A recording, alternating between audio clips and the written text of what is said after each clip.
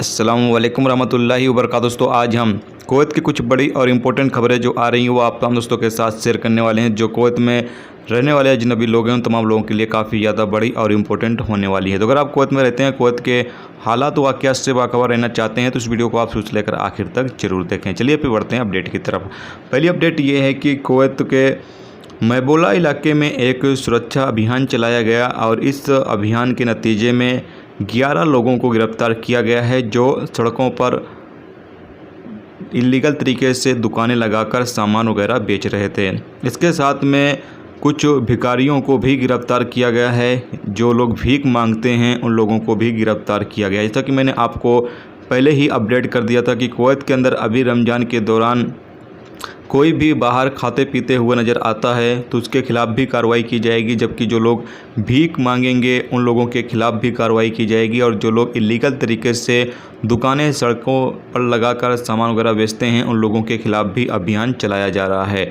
तो आप तमाम लोग भी सतर्क रहें, अभी इस तरह के काम बिल्कुल भी ना करें जिससे कि आपके खिलाफ़ कार्रवाई हो सके। अब ये जो लोग गिरफ्तार किए गए हैं इनके खिलाफ़ जो भी कानूनी कार्रवाई है वो करने के बाद इन्हें कुवैत से डिपोर्ट कर दिया जाएगा, क्योंकि अभी कुवैत के अंदर कोरोना वायरस के केस लगातार बढ़ रहे हैं, कमी देखने में नहीं आ रही है। और ऐसे में लोग जो है इलीगल तरीके से दुकानें लगाते हैं तो इससे एक जगह पर भीड़ भाड़ जो है वो ज़्यादा होती है और कोरोना का बढ़ने का ख़तरा जो है वो ज़्यादा हो जाता है। इसलिए अभी लगातार ऐसे लोगों के खिलाफ़ कार्रवाई की जा रही है। अगली अपडेट ये है कि जैसा कि आप लोगों के बहुत सारे सवाल आ रहे हैं कि भाई अभी हमें कुवैत से सफ़र पर जाना है तो अभी जाना सही रहेगा या नहीं रहेगा, जबकि हमें कंपनी या कफ़ील छुट्टी भी नहीं दे रहा है। तो आपकी जानकारी के लिए बता दें कि कंपनी या कफ़ील छुट्टी आपको इसलिए नहीं दे रहा होगा क्योंकि उनको भी पता है कि अभी लोग जो है वो कुवैत के अंदर एंट्री नहीं कर सकते हैं। जो लोग ऑलरेडी गए हुए हैं वो ही फंसे हुए हैं।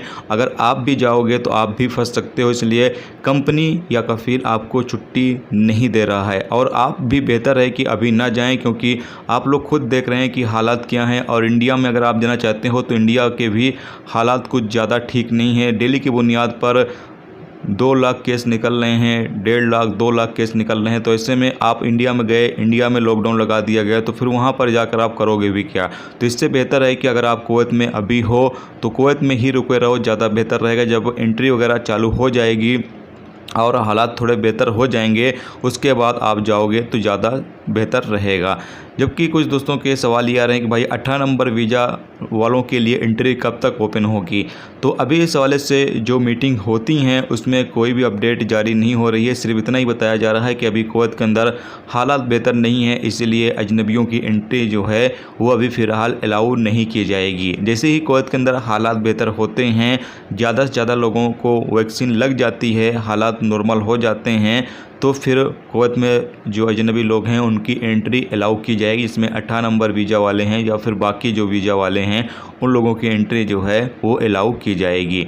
तो ये कुछ अपडेट जारी हुई थी, सोचा आप लोगों के साथ शेयर कर दिया जाए। आज की वीडियो में बस इतना ही। उम्मीद करता हूँ ये वीडियो आपको पसंद आई होगी। पसंद आई है वीडियो को लाइक और शेयर ज़रूर करें। चैनल पर नए हो चैनल को सब्सक्राइब कर लें, क्योंकि यहाँ पर आपको कुवैत के हवाले से जो भी ताज़ा तरीन अपडेट, ताज़ा तरीन मालूमात होती हैं वो आप तमाम दोस्तों के साथ शेयर की जाती रहती हैं। चलिए फिर मिलते हैं नेक्स्ट वीडियो नेक्स्ट टॉपिक के साथ। रखिए अपना ख्याल, ओके, खुदा हाफिज़।